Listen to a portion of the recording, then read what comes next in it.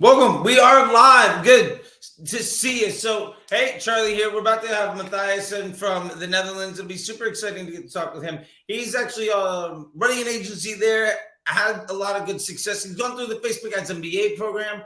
And if you're interested in the MBA program, go to mba.facebookdisruptor.com. But without any further ado, no reason to stall. Let's bring in the man, the myth, the legend, Mathijs. How are you doing, my man? Oh, that's a good introduction. Thank you very much. I'm fine. And you? I am doing well. I think we're both getting back from a bit of a vacation, so this will be fun. I was in Las Vegas, and you were in Corsica, you said. Yeah, I was working on my 10, and I don't know where you were working on, but yeah, I was working on a lot of things. None of them really a 10. It's funny. You go to Vegas, it's sunny, it's hot, and I rarely saw the sun. I bet you had fun too. Well, there was good times to be had. Good times to be had. No. Well, I appreciate you hopping in, and I hope that folks really get to enjoy this. I think it'd be great, first off, to just kind of tell people about what it is that you're doing and where you're at, and I think that'd be a great bit of a landscape. Then we can dive into some fun stuff. Yeah, cool.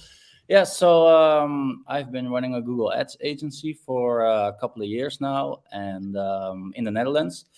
So we mainly did Google, Microsoft Ads, and some Facebook, but not so much. We mainly focused on e-commerce clients. And now and then I got some questions from, hey, do you guys also do Facebook? And then I took on some small Facebook clients, but wasn't really comfortable with taking on any new ones, and also turned down a few. And then I thought, well, with this whole iOS thing and with attribution, and we see that customers don't really understand anymore, like who is doing the heavy work for us, right? I thought, well, if I want to be future proof, Facebook would be a good addition for us. So and then an opportunity came along where we had a client who actually reached out before, came back again, and then I was like, okay, maybe this is the right time. Maybe I should try it. So took on the client, and then I was also into Twitter. I was just starting off into Twitter, and I was following some people, and then boom, there was Charlie. And you were just saying different things, different ideas, and I kind of followed you. And I was like, hey, this guy is different than the others, saying stuff that I thought, that's not how I learned it. Asked you a couple of questions. You responded, and with good advice. Then I followed your webinar, and then I just knew I have to do this, and that's why I started. I love it. And by the way, love the green background again too. Like that's very nice. I as a fellow plant in the background kind of guy, I love. Now they kind of know. Now they think that I did that on purpose, just to so I love that. I mean, coming from the search background and knowing that, like, Facebook would help future-proof you. I remember it was like you said things like, I see the landscape changing and attribution being a problem. And if I want to do something, I got to do it well. And I feel like that's a lot of where you're coming from, being able to scale with confidence, and being able to deliver really good results. These were all, I'm looking back at our interview that we had back in March when we come in, because I personally interview every single person that goes through the MBA program just to make sure we're good fits. And, with those types of things, I remember I said, like, what are the two biggest problems that you're facing? And you were like, I don't think they have a proper process in place for Facebook right now. And I don't think I'm able to deliver really good stuff with confidence. Because of that. And one, how is that going for you? And how do you feel about it now? Yeah, that was like the biggest thing, because if I want to do something, if a client pays me, I want to make sure that I deliver good work, and I don't have the feeling that I'm not actually can deliver on my promise. So that was my main thing, and also because I really care about results, right? I really care about my clients. So I know if I have all these doubts in my head, I will get like super stressed. And yeah, I think I actually added another thing to you, is that if you can give me peace of mind, I will be really happy. Yeah, and I went on a 2-week peaceful vacation, so that was a first in in a couple of years. But yeah, I mean, the program really helped me, man. It helped me lay out the framework. I knew what I had to do. I think in the first few weeks, when we had our one-on-one calls, I had like every time I had 10, 15 questions, and every week the questions were there were less questions and less questions. And I think even the last call, I just had like one question, and we were done in 10 minutes. And yeah, and I don't say that I know everything, but I have the belief that I can manage a client really well now. And actually, the client that started almost at the same time that I started the program is still with us. We actually, yeah, his performance is much better than it was before us. So he's happy, so I'm happy. So yeah, it was really a good experience for me, and still. I love that. You know, the idea of I'm expanding into some place that I know we should. Mm, But I'm not exactly sure if I'm totally confident in being able to do the best job I can. mm. Resulted in that client is now around for 6 months, and I just took a very long vacation on an island between France and Italy, and I'm okay like with that entirely. Yeah, Like yeah, that's yeah. a nice little pivot. Like that's some good context. I Could be love it. a headline, right? Yeah, that should be the headline. I should go back and absolutely do that. Yeah, Um, and you know, some of the other things you were talking about was guiding clients through like onboarding and mm, setup and mm. communication and Yeah, removing that doubt, even not just even from yourself, but from like the client side, being able to get that across. And mm. I think, how does that feel now? Because I'll be honest, I know that a lot of folks that are good media buyers aren't necessarily really good at the communication or Mm. documentation or getting the trust Yeah, yeah. of the person that they're working with. Yeah, I think that was for me like the biggest thing is like in one of the first courses is actually not about Facebook buying, but it's about the ecosystem ROAS sheet, where you take us through how you build a sheet that kind of and that's actually it's more than Facebook, right? Because we also include other channels in there. We show what we do in Google, what we do in Microsoft, and also Facebook and email. And yeah, I kind of went along with the program, and I used the sheet to show my clients, hey, this is what we're doing every week. These are the results. This is how it's affecting all other channels. And they basically told me, yeah, before I said, okay, how was performance before? How was it? How did they judge it, or was it data driven, or? And they basically said, well, we have no clue on what they based their decisions. And yeah, I think we really impressed them with only the sheets, and that was even before we had any results.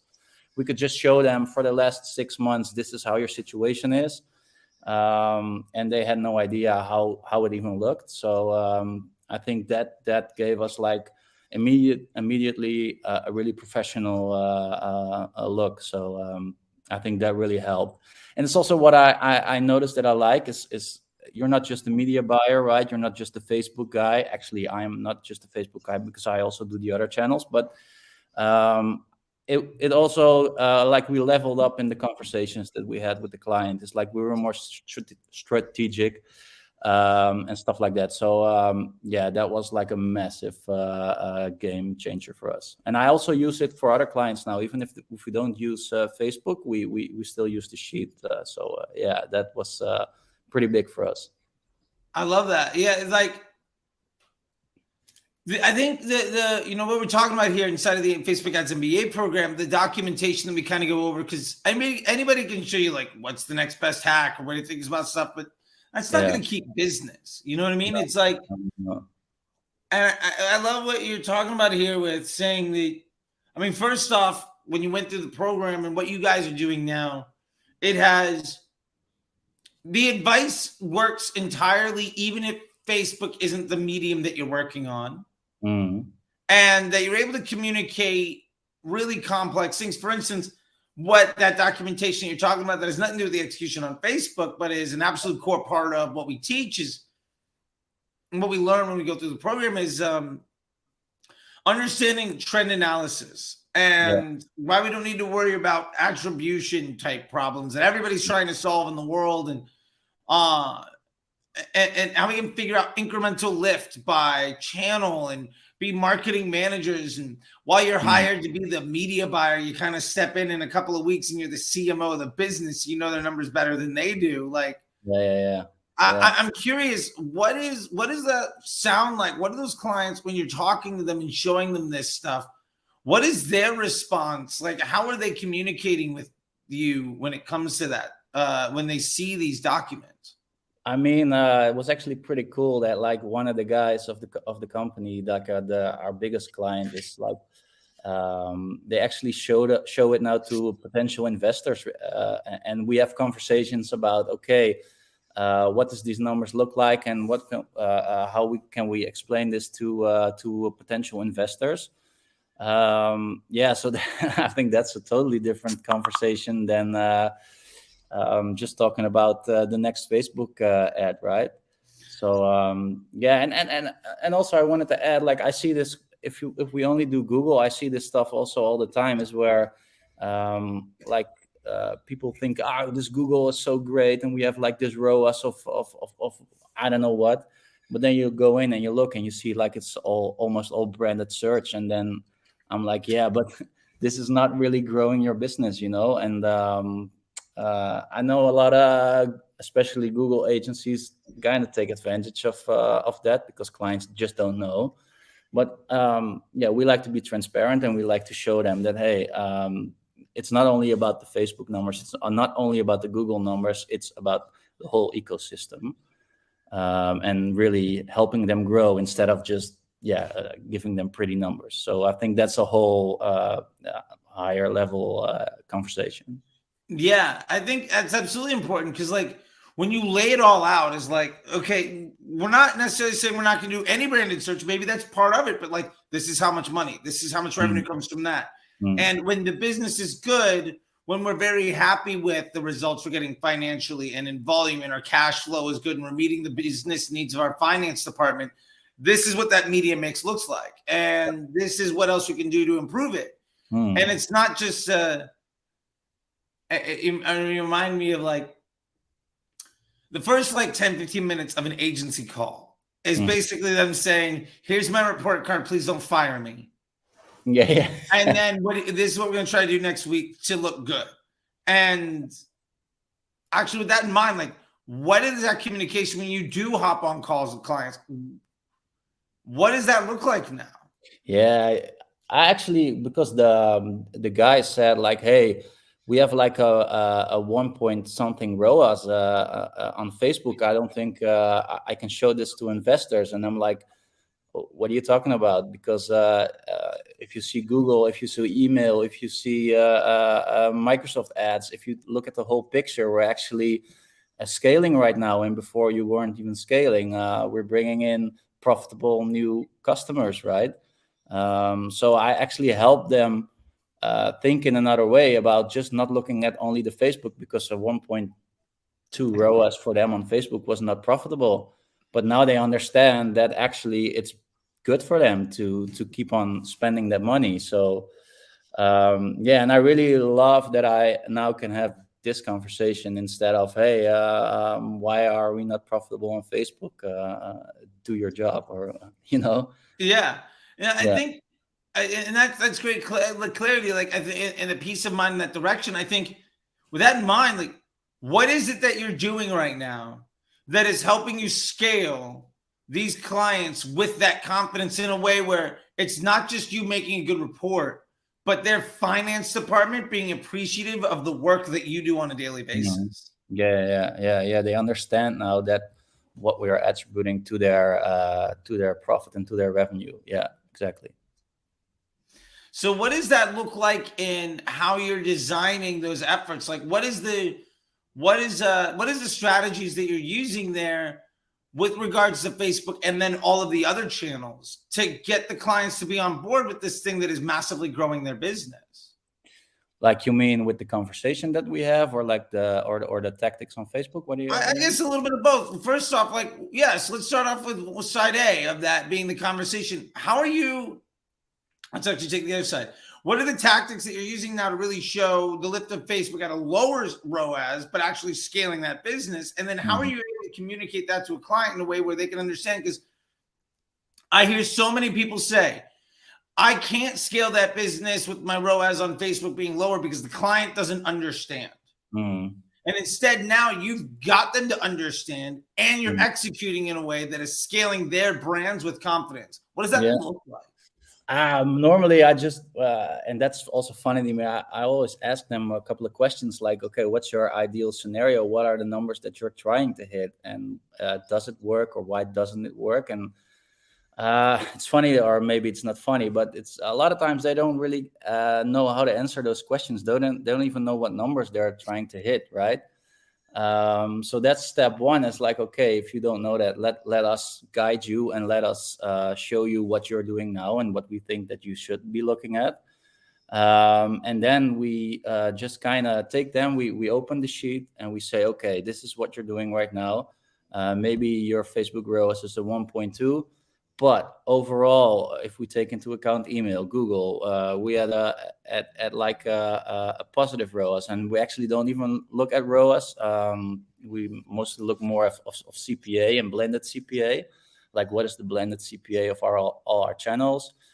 And then we say, okay, we spent 25% more on Facebook this week. And now let's look at your overall revenue. It's also 20% up, and we're still under your desired CPA. So then we know we can scale more. And then they see, okay, so maybe the Facebook numbers in CPA-wise don't move that much, but overall we see it's heading in the right direction. And that's how we kind of take them through the process. So actually, in the first couple of weeks, what I did is every week I made a Loom video. I explained, I showed the sheet, I explained all the numbers, compared it with last week, and made it really visual. And they actually sent me an email then, okay, keep sending those Looms because we really love it, and we're sharing it in the company as well. So. That's kind of how, and now I know they understand it a little better. So I try to limit my time a little bit and just send them updates. And occasionally, if there's like a big thing, I make a Loom. But so I kind of guide them along the way. Yeah. I think that's amazing. You went like the idea that now you've educated them to being able to understand this document that they can see, whether they're on a call with you or not. And then you gave them a couple of Loom videos to walk them through the thought process. They got super excited because somebody was actually being honest and helpful and growing their business in a way that removed your ego entirely too. Because that's something else I'm hearing is, none of this is like, well, we're going to get a good result. And the other thing, like, you don't care. Like, it doesn't matter where that money comes from. To the point where then they started sharing that around with everybody. And now you don't even have to have those conversations other than just like, oh, we're on track. And then they're like, that's great. Sometimes they try to send me an email about, hey, what is this? What is that? And then I just respond, did you check the sheet? And then, okay, I see it now. So I'm kind of, my confidence is up, because before I would have just sent out a complete email with this and that. Now I would just say, hey, did you check our sheet? And then I love that check the link. That's the response to the question, right? Like, oh yeah, everything is documented in a transparent way, and I've explained to you how this all works. I'll gladly walk you through anything else that you need, but every answer to every question that you have is put in a way where you don't need to email me. We don't need to talk about it on a phone call. We don't need to have a meeting. And if you have any questions, like, I'll explain it, but now we can save hours every month of wasted time and effort, of pleasantries and back and forth. Because usually what I did before was I had like a monthly call with clients, and then we discussed everything. And now what I do is I update the sheet maybe once or twice a week. I always sign on Mondays. They always get an update mail with a link to the sheet, and then like the highlights in it. And it takes me like maybe like 20-30 minutes every Monday. I send it out, and sometimes I don't hear them a whole week. Sometimes they have a few more questions, and that's it. So yeah, it also helps my calendar. Absolutely. Because, like, you know, when your clients are happy with you and you're doing a really good job and they don't need to waste their time talking to you, they can work more on the business. Yeah. Then that business gets better. And you also don't waste your time trying to like keep the business. Like, it's really hard to be unsuccessful when everybody is winning and very happy with what they're doing, getting to focus on doing a better job. Like, exactly. Yeah, exactly.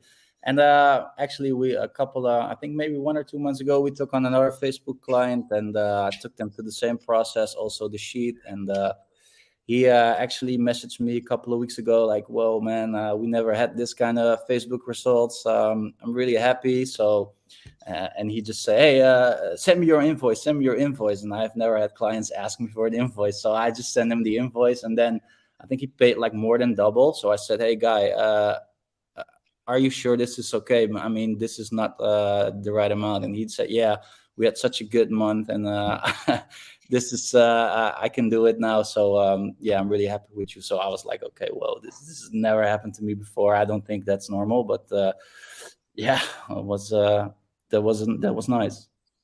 that's awesome. I love it when people are like the best. You know, you're good when people are just demanding that they are able to pay you faster and more money than you asked for. Yeah.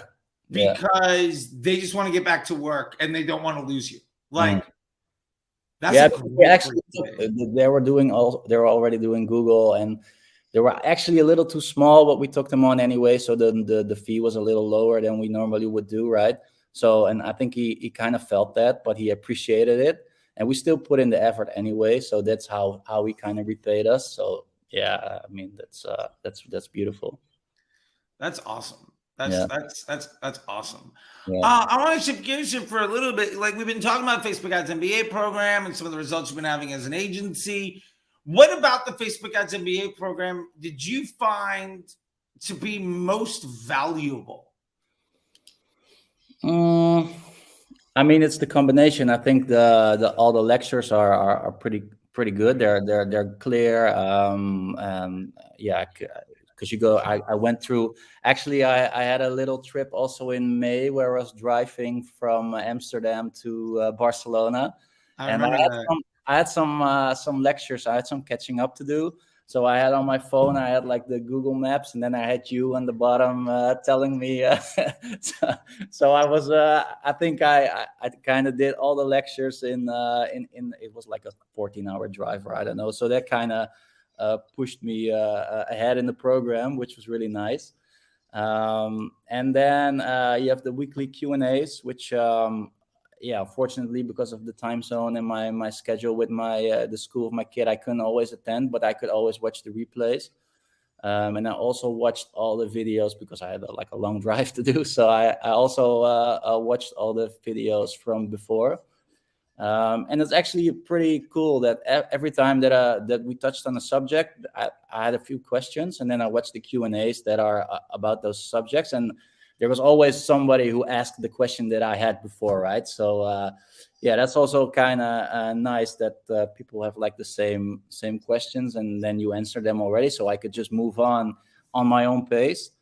But I think like the biggest thing were still the one-on-ones, like the weekly calls that we did, because sometimes you just have like really specific questions, and really yeah, that kind of helped. And also, you know, in the beginning you are kind of how do you say, like you have like a little fear to execute, right, to make big decisions. Sure. So I love that I could then talk to you and say, "Hey, this is what I'm thinking. What would you do?" And yeah, kind of build your confidence that you're making the right decision.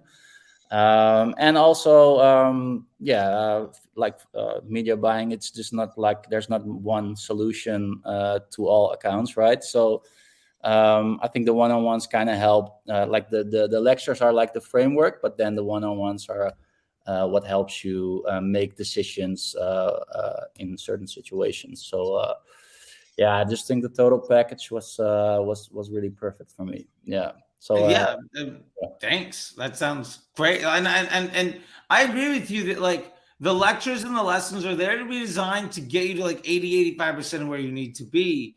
yeah. But like you said, the actual execution, while it's all within like some framework, like Mm, the finer points of that are ad account by ad account specific. And it's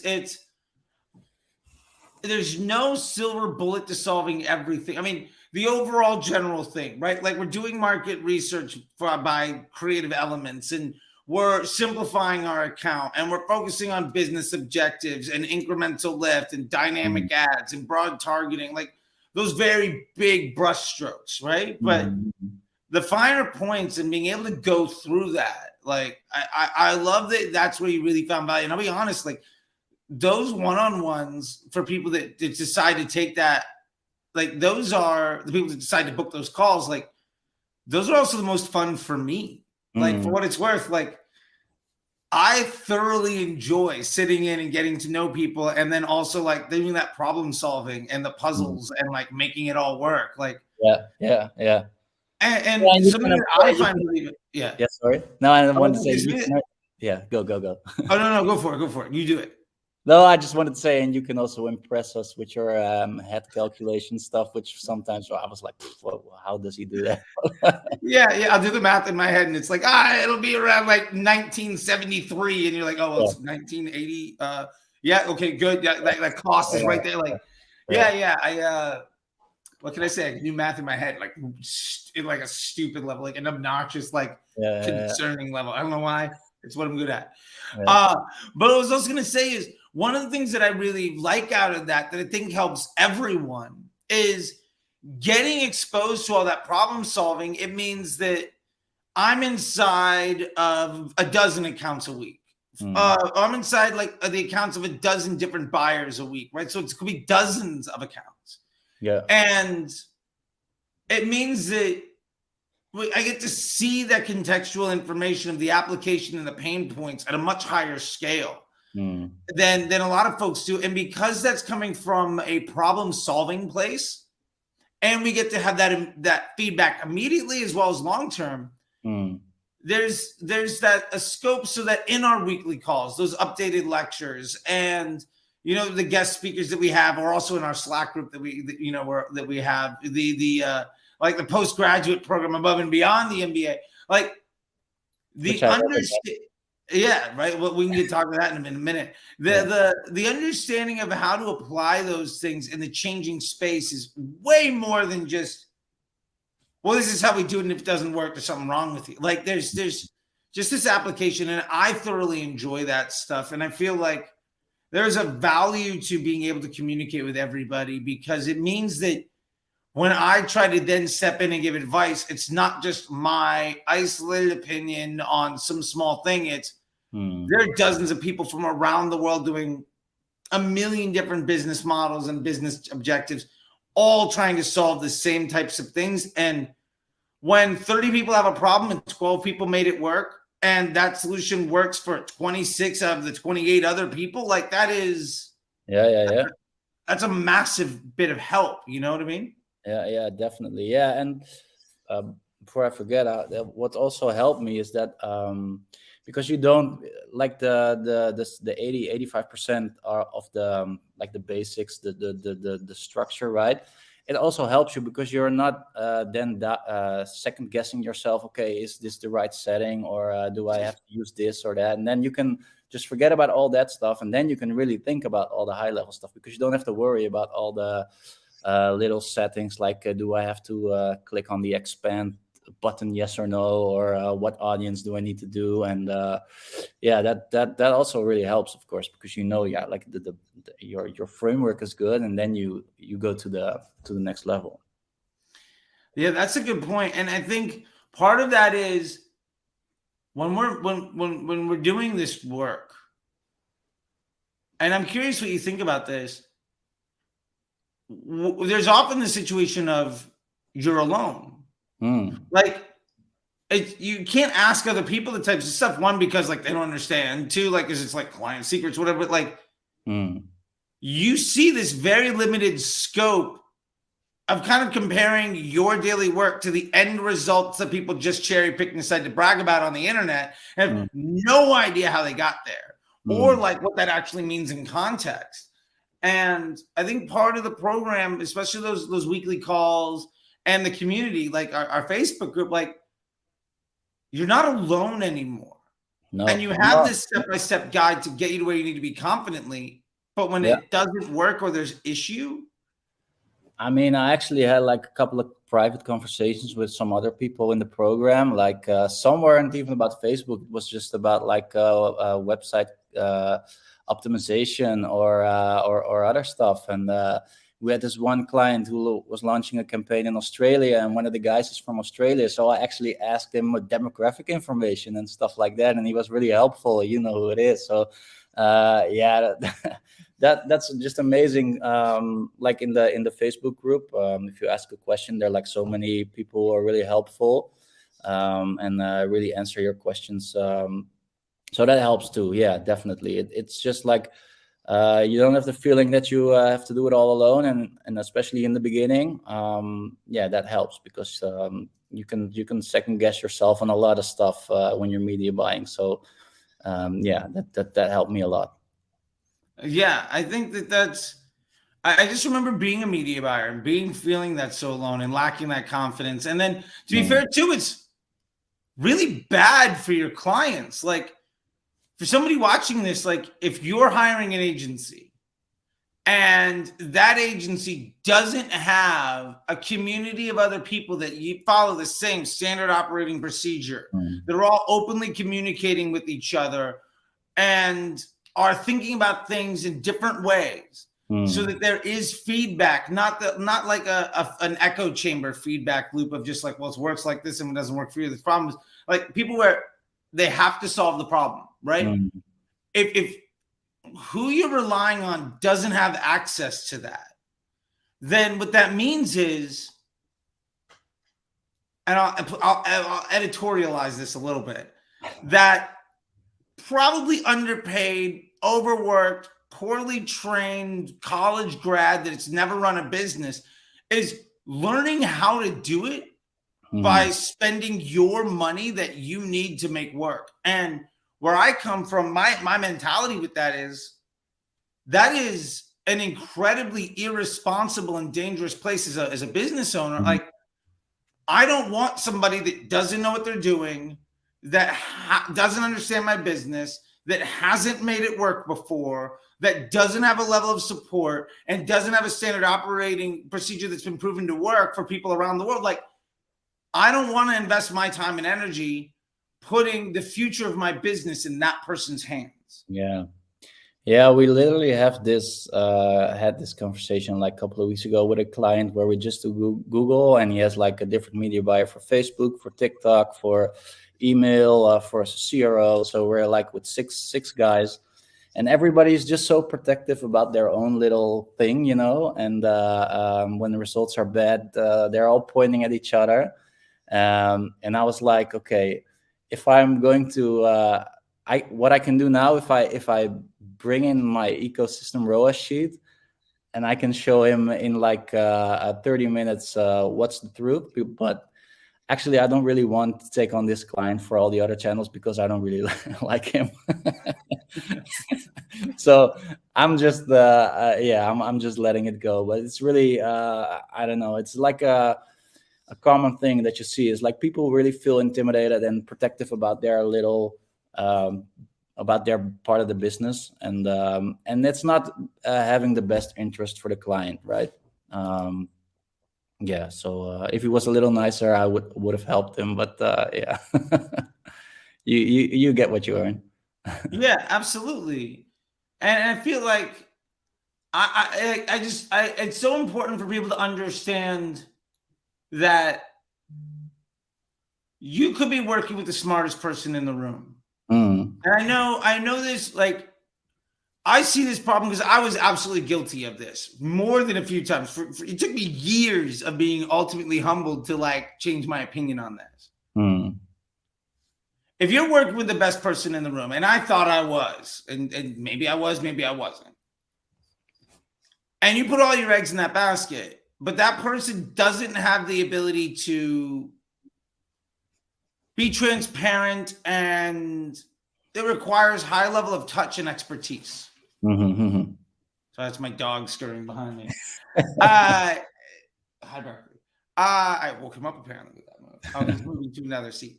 If you're working with somebody, and they might be the best person at this job,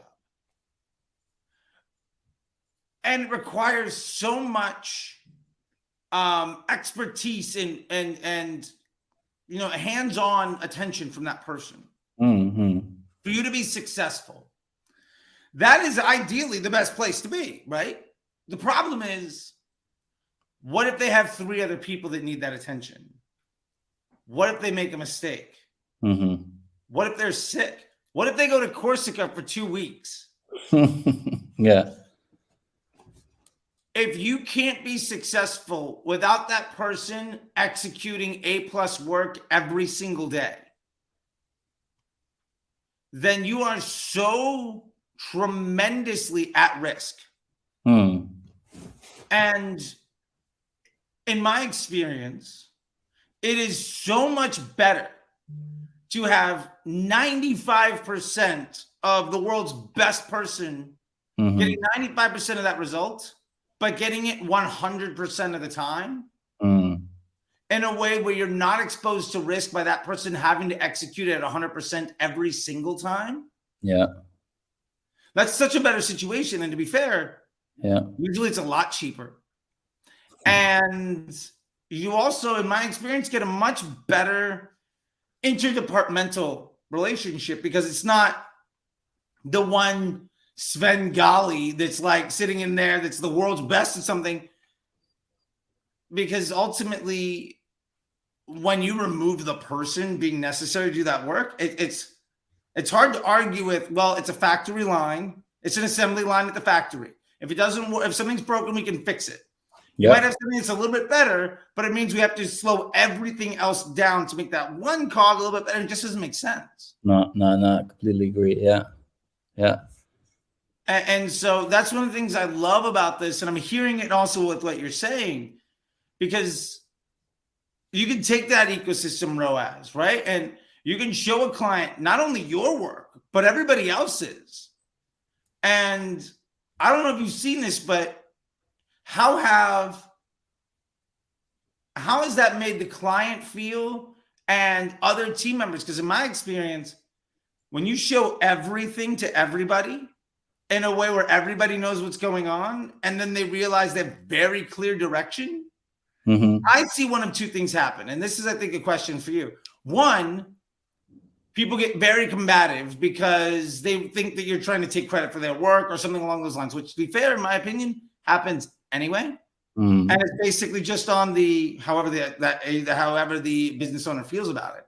Mm-hmm. Or B, it becomes a lot easier for the other partners to do their job because of a very clear direction on what they're expected. And as a Facebook media buyer, as a fractional CMO, as a whatever, I always view my job, and with respect to Facebook, because you're kind of just amplifying the rest of the business. Mm. My job isn't to make Facebook look good. My job is to make the work easier for everybody else on the team, because honestly, my entire job is just to amplify the opportunity that they bring to the table. Mm. And when you get a team of folks that are able to see that transparency as a good thing, those clients tend to be massively more successful. Yeah. That's my experience. I kind of went on a bit of a diatribe, but I'm curious to know what you think about that. No, it's I think as a client you would want that, right? You would want them to kind of like that situation. But what I mostly see is, because we work like our client mostly works with us or with other agencies. So I unfortunately only experienced like the first example that you give. It's like people are really like, oh, he's trying to take my job. Oh, he's trying to make himself look better. And actually, you're just looking out for the client. You're trying to help him, right? Which is what you get paid for. And I completely agree. Like if everybody does their job, there's not a problem. But if you kind of feel like, okay, maybe I'm not really delivering on, or I'm not really delivering the results that I'm saying that I'm doing, then these sheets will maybe expose you, and then you would have a problem. So I'm kind of seeing only that right now, is that and I'm not trying to take anybody's job. I'm just trying to help the client and help make my work at least easier, because that's what I want to do. Yeah, and like at the end of the day, you're kind of like, I mean, I was going to say something, but I'll put it this way. If you make it easier, if you give everybody clarity and direction, Mm-hmm. and their response to that is to feel threatened, it's probably not because they're good at their jobs or care about the client's needs. Mm. And if the net result of you removing your own ego from the situation and amplifying the exposure and, the exposure to other people's works, and also saying, look at how good everybody else is doing. If that makes somebody else uncomfortable or gets them to the point where they feel threatened, like that's a huge red flag for the client, that like these other people aren't good. They don't have your interests at heart. And I think part of all of this at the end of the day is, I know what I'm being tasked to do. And it's very rarely ever spend X amount of money at an X ROAS. I mean, maybe that's what initially is, but that's never the actual reason you're getting hired to do a job. Like a media buyer's job is rarely ever to spend X amount of money at X amount of ROAS. That should never, that's not actually why you're being hired for any gig. And my point to that being that if you are transparently making everybody else better, that should be a good thing. And if somebody doesn't appreciate that, or they're threatened by that, or the amount of accountability and credit you give somebody makes them feel threatened, I think that speaks volumes to what that person is capable of doing. And it might not even be that they're, and I say this a lot, and people are like, well, I'm not trying to do a bad thing. They might have their best interests at heart. But it might mean they're not sophisticated enough to understand what it is that you're doing. And I mean, it also takes a little confidence, right, to do that. And that's, if you take it back to the program. Maybe before that, I would have responded the same. I don't know, but people are also a little protective, right? And but if you're confident and you know you're delivering and you know you're doing a good job, then that shouldn't be a problem. Yeah, I always say, like, my biggest hope when running Facebook ads or media for anybody, the biggest question I ask myself, and my biggest goal is, you gave me 10,000, 100,000, $1 million this month, whatever it is. You gave me 10,000 this month. Why isn't it 20? What can we do to make it 20? It's not because I'm trying to build commission. It's what is broken in the business. So what isn't quite good enough yet? That budget isn't more. And when you can work with everybody else to make them better so that you get more cash flow and the business is more successful, so that you can invest more in growing those other channels and making them even better and giving them a better opportunity to look even better on, basically easier work. Yeah. That's always the focus for me, right? And so, and that's one reason too I like the documentation we're talking about. It's Scrum Doc and ecosystem ROAS and testing roadmaps and all the stuff we go through the MBA program, because it's not saying I want a bigger spend because of a commission. It's saying, what are we not doing well enough as a team that keeps your current budget where it's at? How do we double it? And very, very rarely is that built on the I need to take more credit for other people's work, because that very rarely ever grows the success of the business. Yeah, no, yeah, and that's also what we were talking about in the beginning. Like, if you only look at as the Facebook guy, if you're only looking at your Facebook numbers, and you actually maybe you could already spend like more, but you didn't see it because you weren't looking at the total picture. Yeah. And I think that ultimately comes down to the scaling with confidence, right? Like, yeah. I always tell people this, and I'm curious what you think about it. One, like, scaling spend is a ramification of a greater efficiency where you're spending a margin of cash flow over cost. Like, we're getting better business results so we can invest more in growing the business.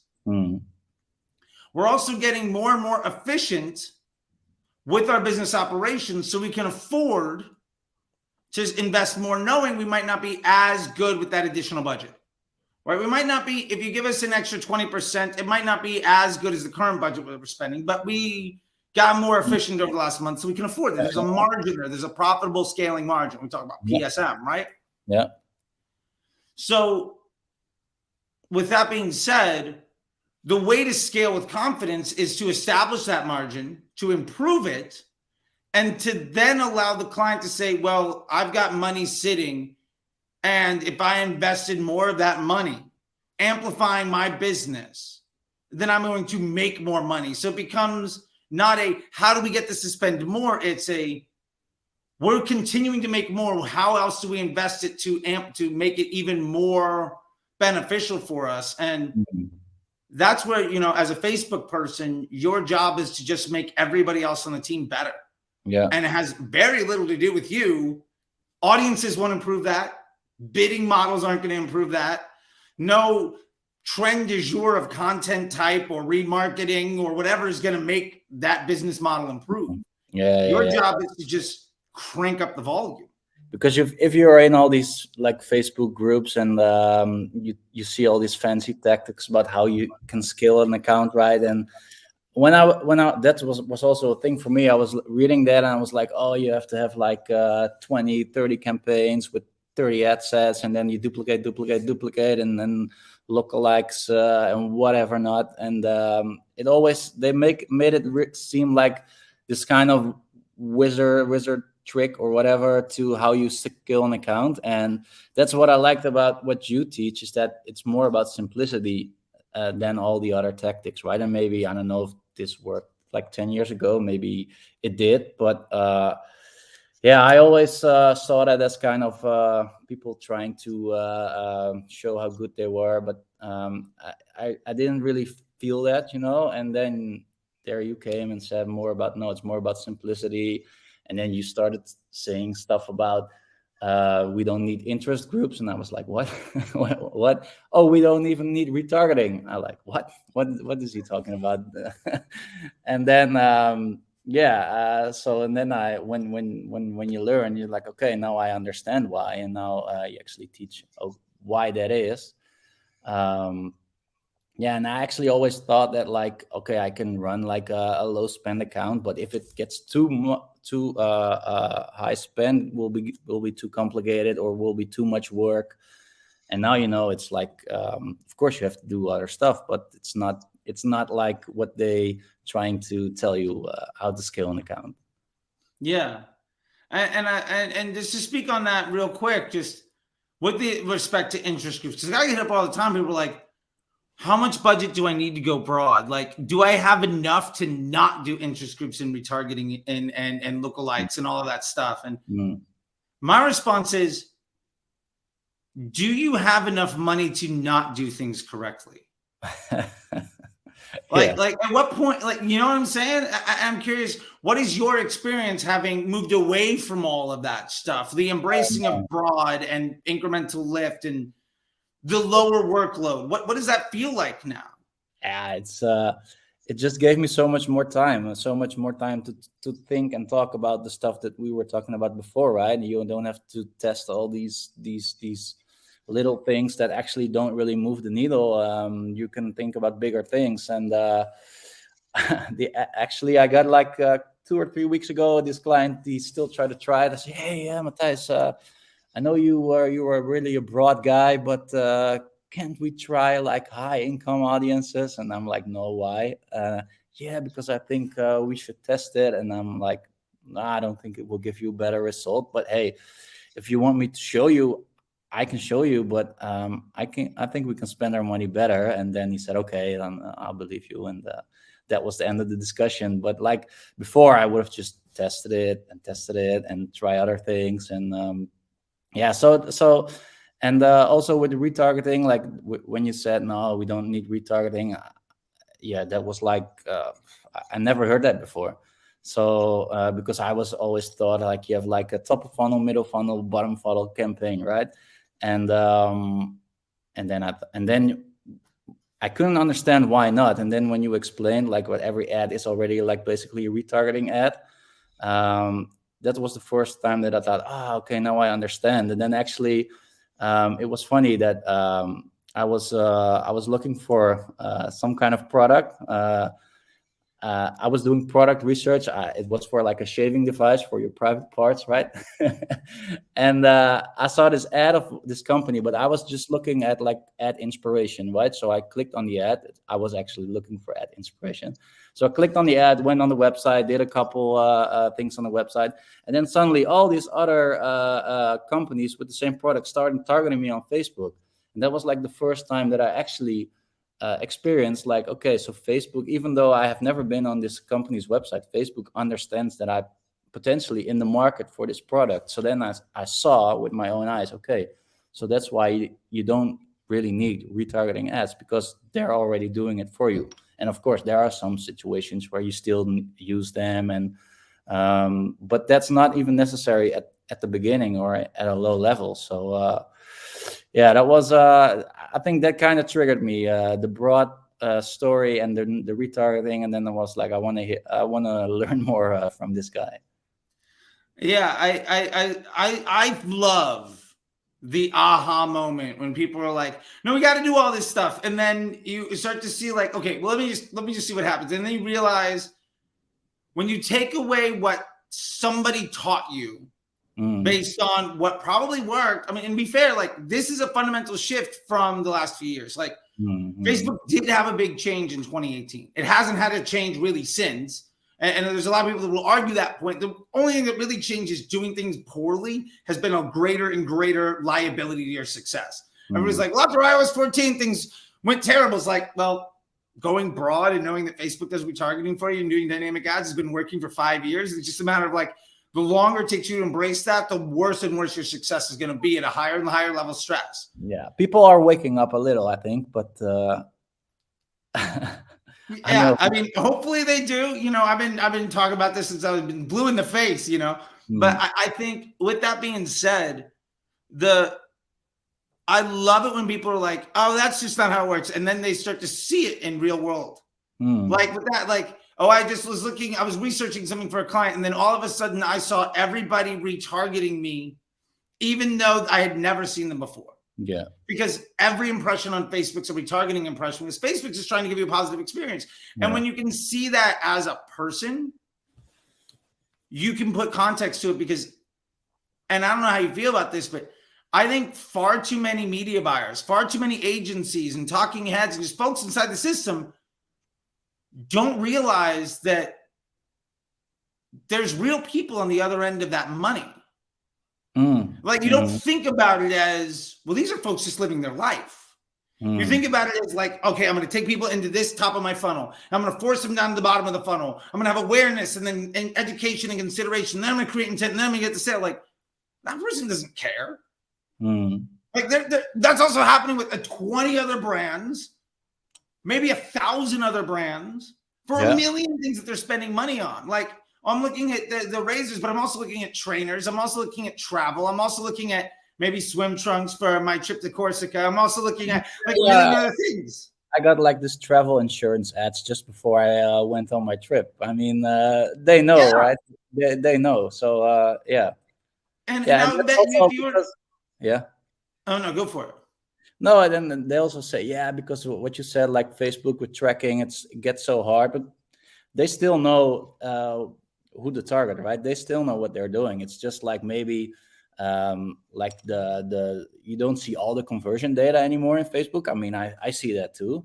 But yeah, then that's why we still look at like all the overall results, and we still can pretty much say, okay, this is working, this is not working. It's just like, yeah, maybe it was a little easier, it was a little cheaper before, but I think it still works pretty good.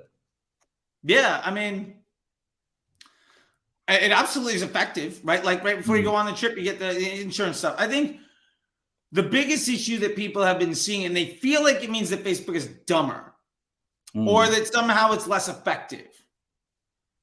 And to be fair, I think Facebook is also in their PR efforts playing into this a little bit. Like they're saying, oh, well, things are more difficult in iOS 14. Like they're playing this like mm, PR battle with Apple.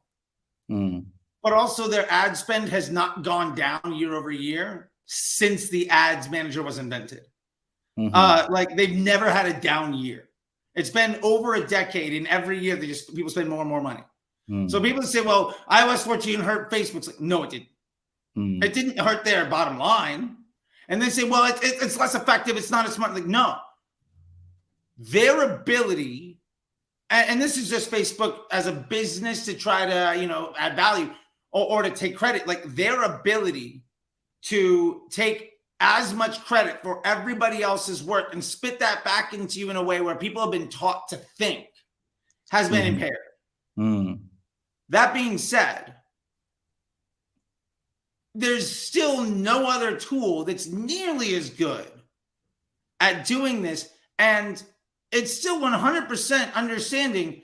Like, you probably didn't buy your trip to Corsica off a Facebook ad, nope. but they knew you spent that money. Yeah. You didn't tell Facebook in an ad the day you were leaving, but they knew. Mm, Like, I feel like people just don't understand that everything that you do is known by basically everybody. yeah, And yeah, yeah. Facebook unfair advantage, what they did better than anybody else was use that information to curate customer journeys and provide opportunities. Because ultimately, like, that was a good thing that you saw that insurance. Now, maybe you didn't take it, but that was something you might not have done on your own. And that might have been that might have been like, oh, I really need this. This is a good Could have idea. been good. Yeah, yeah, sure. Yeah, yeah, yeah.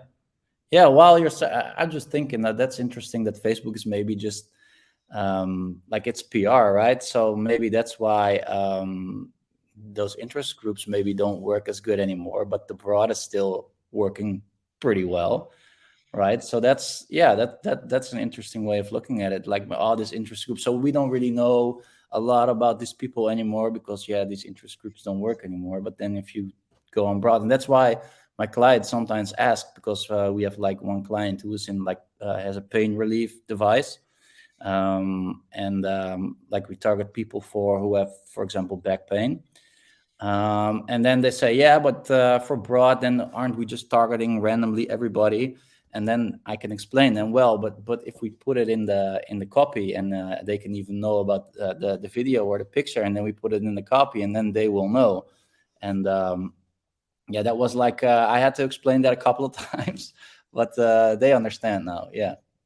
Yeah. And I think one of the things, we can kind of wrap it up in a bit, but like, and I hear this from so many folks that have gone through the MBA program, and not just the day-to-day work, because the day-to-day work is now what you would do in a day is now what you might do in a week. Mm. But it's the ability to understand how it works. And more importantly, communicate that to somebody in a way where you earn their trust. And because of that, their business grows. And you are a value asset to that team. Yeah. Yeah. And in my experience, business owners, any entrepreneur, is far less likely to end a relationship with somebody who makes them money and more effective at their business. Way less likely to end that relationship than somebody else that speaks above them in a mildly disrespectful way, take credit for their work, and is not transparent. Yeah.